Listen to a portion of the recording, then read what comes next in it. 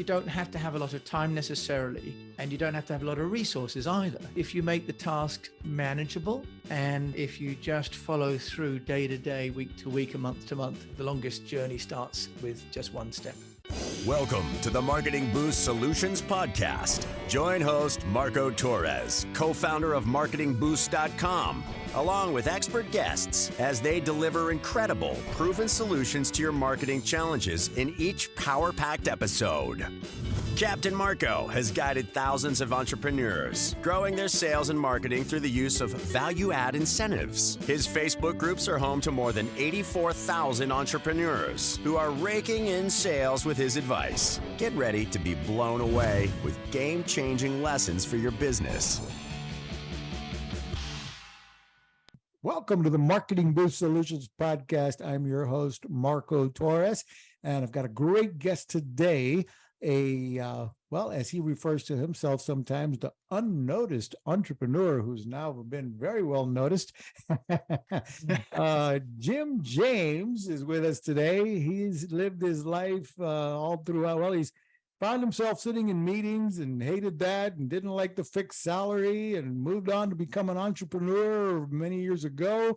Moved out of the United States and lived as an expat throughout Europe, Africa, Asia. He built companies and services and products. He, as he refers to himself as a polymath, he has a wide range of experiences that can solve diverse problems. 30-year entrepreneur with a interesting life and a great podcast himself. Jim, say hello. Marco Torres, well, thank you. So, I kind of feel like I wish I could live that life you've just described. You make it sound glamorous, and I feel like I've got the miles on the clock here, and you make it sound like a new running on the forecourt. So thank you, Marco, and thanks for hosting me on your show, because I've seen you've got amazing guests on the show. So I'm really flattered to be included in that lineup. So thank you, joining you here from the UK as I am. All right. Well, yeah. Well, thank you again for taking the time to join us. And, I'm interested in your story, your background, what made you decide to live 12 years. I believe you said you lived in Singapore and in China you lived a number of years. Tell us a little bit about that, how that came about, and how, what led you back to the UK. Yeah, well, thank you for that. And I'll keep it very short, because the backstories are, not necessarily what people really want to hear about, a stranger on the air, with a funny accent. But basically, I sat in meetings at the age of 25, 26 and thought, this isn't going to be the way I spend the rest of my life. Went to Asia for some trade shows in the music technology industry, fell in love with, Singapore, Tokyo, Hong Kong, and found that there wasn't anybody doing music tech PR in Asia. So I decided I would do it myself. Sold the house, quit the job, gave up the girlfriend, I think about in that order, actually. And then I flew out to Singapore with my suitcases and found myself, starting an agency. It was a little bit rash, but it was, the right way to go. And I spent the next 11, 12 years in Singapore building a company called East West Public Relations, which I sold just last year. And then in 2006, I went to China to start the offices of the agency there, and ended up spending 13 years in Beijing, where I had the agency, but also imported Morgan Sports Car, started the business doing that, became the founder of the British Business Awards in China. Also, as many of your listeners may know, the EO network, the one started by Vern Harnish and Michael Dell. I started the Beijing chapter of that with a good friend called Rich Robinson. So 2019, decided to bring the daughters, who are, half Chinese, back to the UK to finish the secondary school. So sold everything in China, came back, and I'm starting again with the UnNoticed Entrepreneur business, which is a podcast and books and masterminds and courses. It's fantastic. And I'm looking at one of the things that you really, I think we're going to talk most about today, is how you took your podcast and converted it to books that are successfully, selling very well. And let's also talk about, I'd love to hear more about how you coach people on getting noticed, affordably with their business. but take it any which way you want to go, Jim. I mean, your background in helping entrepreneurs, you've got a mastermind, that is powerful there, where you bring people together. And so, yeah, let's hear from the master. Well, thanks, Marco. Yeah, and you give me really sort of a blank slate. It's almost the hardest thing of all to do, isn't it? I think maybe I first of all talk about the journey coming back to the UK, because living in China meant there was no Facebook, there was no LinkedIn. So at the age of, sort of 50-ish, I had to start again in the UK, because the business I had in China importing cars had nothing to do with business in the UK. So I started with a greenfield site, and the greenfield site was to reinvent myself and really have a new startup. And so the learning that I'd like to share is, when you start a new business, be curious. So what I did was I started the podcast to create a platform for myself to interview people, to kind of get the lay of the land, because, as an entrepreneur, we're only really as successful as the market, and we have ideas, but if they don't land, then they're of no value whatsoever. So I use the podcast as my sounding board, and really my excuse to go back in, to go into the market where I hadn't been for 25 years and ask what people needed and what people were doing. Huh. In Asia, I was promoting high-tech clients with my agency, and then cars in China and some other things. But the market in Europe and America is entirely different. So I used the podcast as a platform. And what I did was I asked every guest, and I've had over 300 guests now, Marco, and I think, in fact, you're kindly going to come on the show as well and talk about Marketing Boost as well, which I'm looking forward to a lot. I asked lots and lots of different kinds of people the same question to educate myself about how businesses in Europe and America were getting noticed, because I knew it'd be different to what was happening in Asia. As a result of staying to the same questions, and I stuck to the same format of 20 minutes each time, I started to then transcribe those into articles. And I worked out that 20 minutes is about 1,200 words. And to have a book, you need about 80,000 words. So I just did the maths, and I said, well, if I have 50 guests, I can have a book. And so what I did was I used the podcast as a stepping stone to get the content, to get the knowledge. And then I self-published my first book, The UnNoticed Entrepreneur, Volume 1. And it was I got to say, it was probably a little bit ropey, Marco. I did the design myself. I asked my daughters what they thought. I had a VA work with me on a platform called Dabble Writer, where we could collaborate on the document. But for less than $2,000, and in 3 months, I published my first book. Because, as an entrepreneur, you need to iterate, right? Get a minimum viable product out. And if no one's interested, then you should stop, right? But people liked it. So I did a second volume. 3 months later, I produced the second 50 interviews as a second book. And here's where the learning comes in, really, was I started to get a process, Marco, of the podcast production on a common format and a common question type, and then into articles using people in the Philippines, and then into books. And then I entered a British Business Book Awards. And the book was a finalist, Marco. You're raising your eyebrows, and I can tell you, I was definitely raising my eyebrows. So I literally wrote this in my garden shed, because we were in lockdown. We'd moved back from China, so we couldn't move house. And I was literally in the garden shed. So there's kind of funny old videos of me, with woolen hats and gloves on, and a wireless router that I used an unlocked SIM card for in the garden shed, which is wooden shed. But putting those books together and entering into the awards and becoming a finalist was kind of the ticket to the next level, Marco, of getting noticed in Europe and America, because a company called Wiley approached me because I put it on LinkedIn that I had been a finalist, and I put it on Facebook, and I put it on Twitter.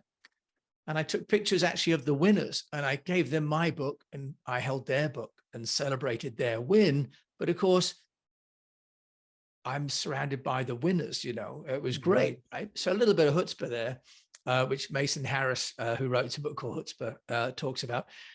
But it was all free, Marco. And this was the genesis, right? And this is how I launched the car business in China, and how I launched my PR business in Southeast Asia, was using some creativity and some content and sort of putting myself in positions where I could be in front of the camera with content and with good peers, good compatriots. And that generates its own momentum and its own interest. So now here we are with now nearly sort of 2 years after launching the first book myself. Wiley's published the first book, and now we're working on the second book. And actually they bought a series of 3, all under the Unnoticed Entrepreneur. And then that's given the credibility to the podcast, which is now in the top 3% of shows worldwide, with nearly 700 episodes. So the reason for sharing this is, in the last 2 years, I've done this. So just to share that, you don't have to have a lot of time necessarily. And you don't have to have a lot of resources either. I really had a cheap mic and a £20 a month wireless SIM card to get started. So I just want to share that, because if anyone's listening and thinking, wow, it seems to go from nothing to something, it is a big ask. It's possible if you make the task manageable, and if you just follow through day to day, week to week, and month to month. And then, as the Chinese say, the longest journey starts with just one step. Anyway, so Marco, maybe thought that may be a little bit of a story about how it can be done, and also kind of where I'm at now. It's a fantastic story. And taking the idea of taking those stories from the podcast, converting to a book, is, genius, really. Have you noticed others following suit with a similar idea? Well, it's funny, Marco. The answer is not so many. There are 1 or 2, I think, doing it. But there's a structural problem that I find when people talk to me about putting their podcast into a book. And maybe that's also just worth sharing as a learning, because it seems the most obvious thing to do, because you have this audio that now with ASI, automatic speech recognition technology, you should do a book. Shall I just share with you a couple of fundamental problems that I've noticed in why people can't do it unless they maybe change how they approach it? Would that be useful? Yes, please. Okay, so first of all, remember I mentioned that my shows are only 20 minutes. And the reason they're 20 minutes is because guests can stay focused for about that long. And when it gets longer, what you find is that guests tend to drift. And so following the narrative becomes harder and harder when it comes to taking thoughts and making them into editorial, because we don't think in the same linear fashion as we write, right? So there's a discipline about writing that's absent when we're talking. So that's the first mistake, or not first mistake, but structurally you have to think about how long you want people to answer. The second is that many people that I've spoken to that have got a podcast, they have a general conversation, but they're not really addressing a key problem. And remember, I mentioned I ask the same questions of different guests every time, right? Yeah. So what happens is I get recurring themes. Otherwise, what you end up is really kind of less a blanket and more of a patchwork quilt. And what we really want is all the threads of the conversation to be woven into one final editorial fabric. Message. One message that you can make a book out of, I guess. Exactly. So by understanding how you want to ask the questions, because the podcast isn't the end in itself, the book is, you can see that in 20 minutes, you're asking certain structured questions.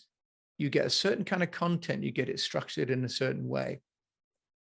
If you happen to be watching this on YouTube, by the way, I'm sharing my screen right now to show you the UnNoticed.cc is where you can find it. The UnNoticed.cc, if you're going directly to his website, or search for the UnNoticed Entrepreneur podcast, wherever you listen to podcasts, and subscribe. Host Jim James here, the Unnoticed Entrepreneur in the Spotlight. And all of his podcasts and articles and stuff are here, as well as the other site. You can find more about Jim James at jimajames.com, jimajames.com. And on here, you are promoting, you've got a mastermind. Tell us a bit about your mastermind. And I understand you have some courses coming up that you're offering as well. Tell us a bit about those. Yeah, Marco, thank you. And thank you very much. And, I'm not a web designer, so forgive me. The website's not perfect. I just sort of building that out now. I really worked about the podcast first. Oh, can I just add one last point, the third point about why people are struggling to make a podcast? Absolutely. Because the third point is that many people are having a podcast where they have a conversation, and the host spends a lot of time talking and interrupting the guest. And so what happens is you have content that's very, very hard, because a lot of the questions are part of the narrative. And so the self-discipline that I had to learn was to ask a question and then to shut up. And it's only by doing that it means that the editors at the other end and the technology can understand where the content is for the book. So just to summarize, you want to think about the duration of the interview, the direction of the questioning, and that you get out of the way of the guest. I can learn from all three of that. Great. So sorry, Mark, I just wanted to finish that off, because if you don't do that third thing, you still end up with a bit of a dog's dinner. So with the masterminds. Before we go any further, let's take a moment to hear from our sponsor, and we'll be right back, guys. We're going to come back and talk about the mastermind and more from Jim James. We'll be right back. It's time to wow, surprise, and impress your clients with the most powerful customer draw card available anywhere. The Marketing Boost Solutions Show is brought to you by Marketing Boost, where you can get valuable travel and restaurant incentives to drive your leads from prospects to paying customers. Now you can offer complimentary hotel stays in over 130 destinations worldwide. Go to marketingboostsolutions.com and try it for free right now. Thank you for listening to the Marketing Boost Solutions podcast. We're here with Jim James, the expert on public relations, and how he built his businesses by finding affordable, if not free, ways to get noticed. And we're talking about his podcast and how he turned his podcast into books. Jim, let's talk. We've wrapped up the last section of the call or the podcast talking about the three steps that you got to take to put together a proper podcast, especially if the goal is to convert it to a book. Now let's roll into a little bit about your mastermind and the courses that you offer. Yeah, thank you, Marco, as well. And so with the mastermind, as you know, having a peer group, a trusted peer group, is really essential for any entrepreneur. And most of us have tried to go alone for some parts of our career, and then realized, when ego gets overtaken by fatigue, we realize that, peer support is what we need. So I started masterminds here in the UK for business owners that are really interested in selling the business without the minute. So that one of the main problems for business owners is that they are often the value in the business. And what we really need to do as business owners is to understand how to separate the personal brand from the company brand. And if we don't do that, we're as locked into our companies as being an employee, actually, sometimes. So what I managed to do on several occasions is to build a brand so that the brand generates leads and generates an interest in other people to buy the company without me being in it.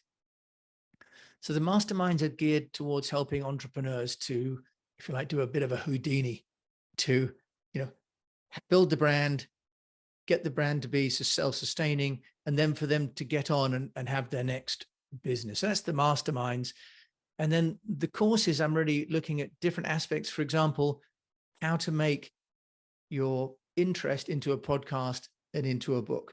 If you're not so worried about trying to be the #1 podcast in your category, but using it in order to generate position of authority and to have great conversations like we're having, but also to get really the ultimate, which is the book, because actually the book is often a great sign of authority and takes people on to, speaking opportunities, TED Talks, and so on. So really mastermind for helping entrepreneurs to separate from their own brand, and then courses, which are more tactical, Marco, on the different stages of how they can build up different assets for their personal brand. Love it. Look forward to seeing more about those courses and signing up for that. Where do we find that information? Is that on your jimajames.com or? Yeah, that's at jimajames.com, Marco. That's the easiest place. And on there, I've got, connections to me. And then I have Linktree connection on there as well. That's got everything else. But jimajames.com is perfect. Perfect. So Jim, give us more, going back to the podcast, and for anyone who's starting a podcast, what other ideas would you direct someone to on how to get noticed, as you say? What PR strategies are out there that, a starting podcast or an entrepreneur, whether they have a podcast or not, how they might look for public relations opportunities? Marco, it's a great question. And actually, the truth is, it depends on where your business is at. So, I've interviewed over 300 entrepreneurs now, business owners, but I've also run my own businesses, on 3 continents for 30 years. And, different businesses reach different stages. And so different tactics are valuable at different stages. The central tenet of all of them, though, is content. So the first thing, really, the thing that everyone has to think about is content. For startups, and I've interviewed some people, for example, that have developed the world's first 3D food printing tech. And where startups always need to go to is in the social proof. And the content comes from existing and potential customers who they can engage and enroll in the brand to share about it, because that's the quickest, the cheapest, and gets amplification through trusted networks. So helping those social networks using either, Trustpilot or Google reviews or FIFO, getting people to use even their like Video Ask, for example, has got a tool where you can send a request for someone to give you a video testimonial. If you're familiar with Video Ask, which is very cool, from Typeform, Bonjoro does the same thing. So content and around social proof when you're starting is really a great place to start. And as companies mature and get to the sort of 10 to 15 people where the brand starts to be well formed and where the founder isn't necessarily doing all the work, but there's a team, then really it's about getting more and more still content, but around how the product or service is serving those customers and then sharing that at scale. And at this stage, the company's networks, personal networks, need to be reinforced with bigger networks. And that's really where media relations comes in. So when we're building a company, we've got our own social networks, and those are big enough to build the first maybe $1 million in revenue. But when we go beyond that, we have to use media, because the media basically have bigger networks. That's why you need, media channels, not necessarily social media, but media channels, media platforms. And then this is good old media relations, having great stories, creating assets that the media want. And there are some great tools out there. For example, there's one called journal requests, for example, on Twitter, which you can find. There's what was that one more time? Journal requests? Journal requests as well. And there are some bigger ones, for example, like Cision, as well that do that. And then perhaps the best known one is in America is Harrow, Help a Reporter Out, which is actually a division of Cision. And you could do hashtag Harrow, and Harrow also has a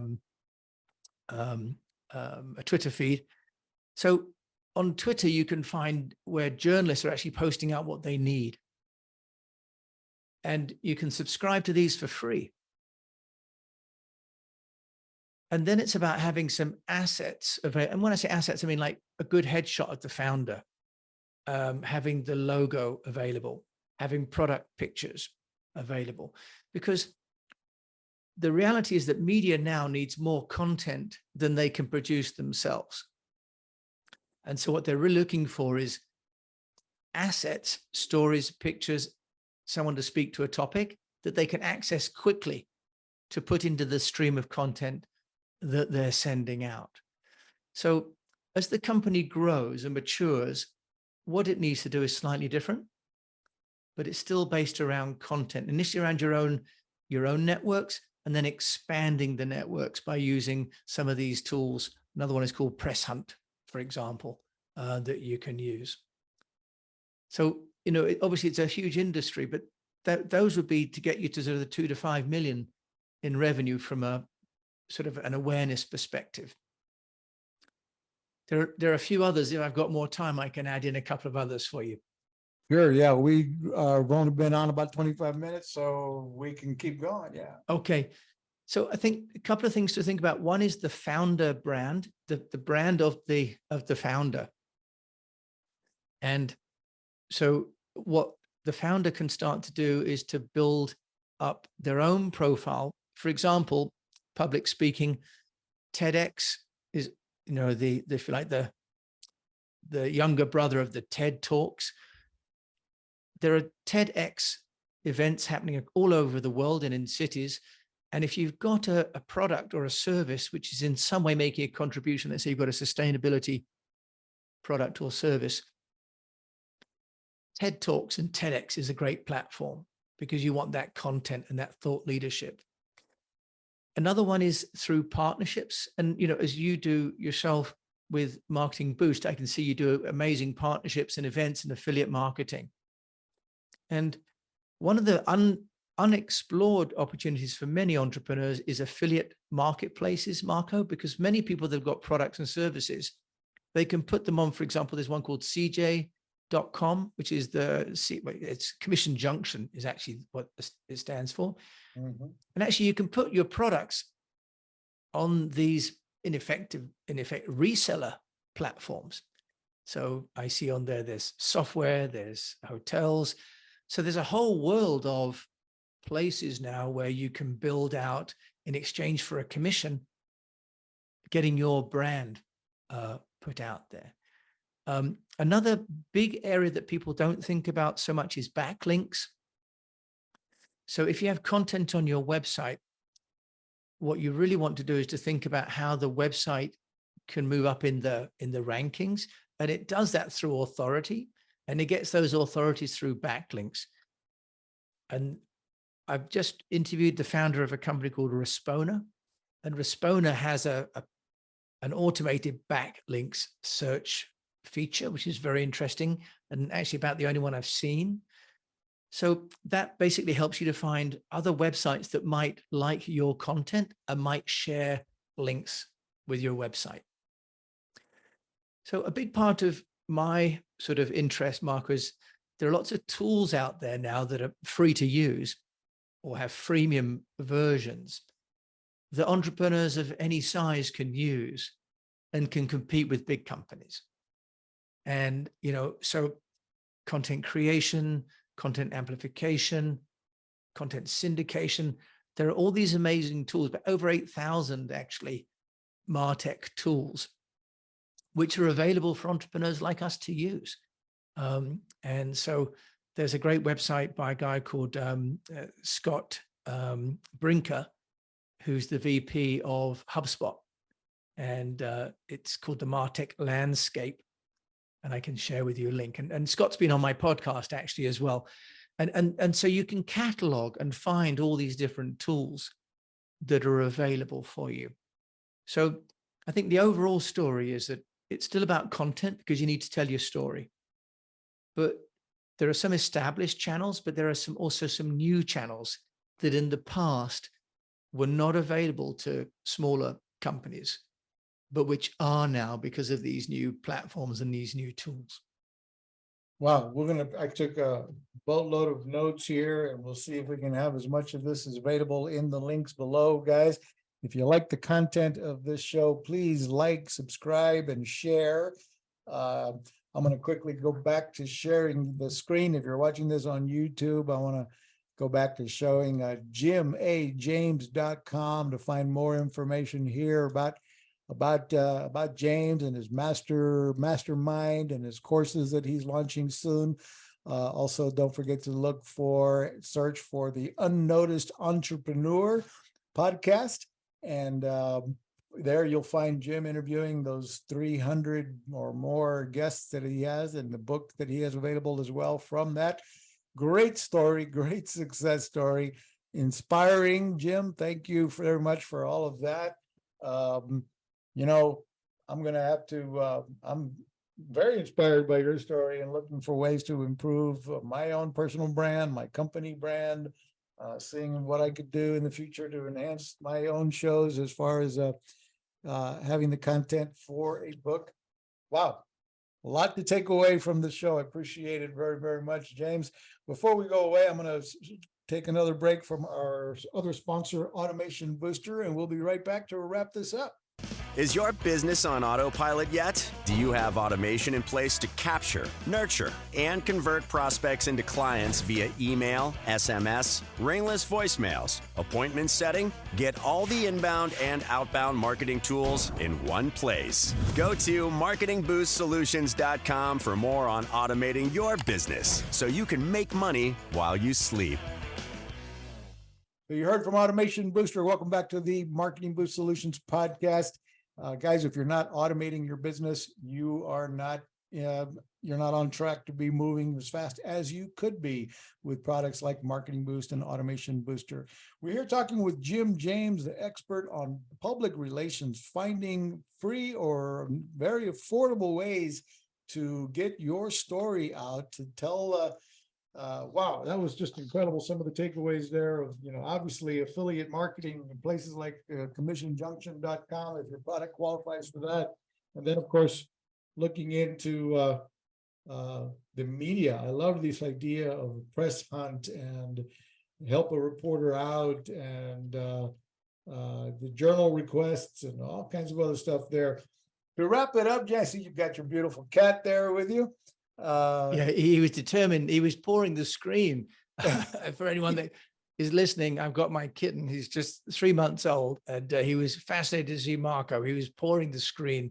So he's like, I need attention here. You're talking to, who are you talking to on that screen? He's like, but I'm here. How come you're ignoring me? So sorry, Marco. Yeah, interruption to scheduled programming there.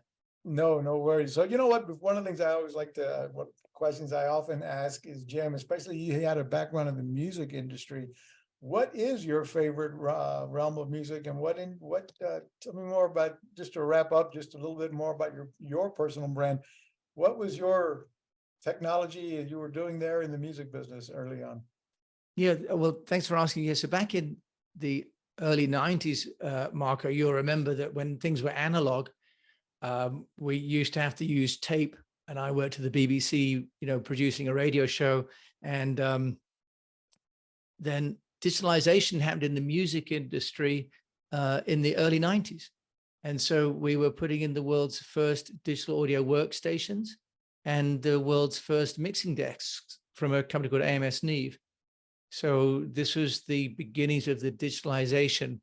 So before Macs could do it, dedicated hardware was doing audio and video editing and play out. And that was what I was doing the PR for, and installing that equipment in studios in Singapore and Seoul and Tokyo and Hong Kong and places like that. Wow. So that was kind of fun. Yeah, I'll bet. And doing all that in English, or did you learn to speak multiple languages as well? I did it in English. I did speak some Chinese, so I learned some Chinese when I went to Beijing. Wow. So that was another, a different kind of story. But yeah, so that was part of the journey that took me to Asia in the first place. I'll bet. I bet that was crazy. I lived 8 months in the Philippines and got a chance to bounce around a little bit of Asia and absolutely loved it. But it was easy in the Philippines because everybody mostly speaks English there. I couldn't imagine trying to learn Mandarin or Chinese. That must have been difficult. Well, again, thank you very much, Jim, for joining us today on the Marketing Boost Solutions podcast. Folks, please share, like, and subscribe and tell others about the Marketing Boost Solutions podcast.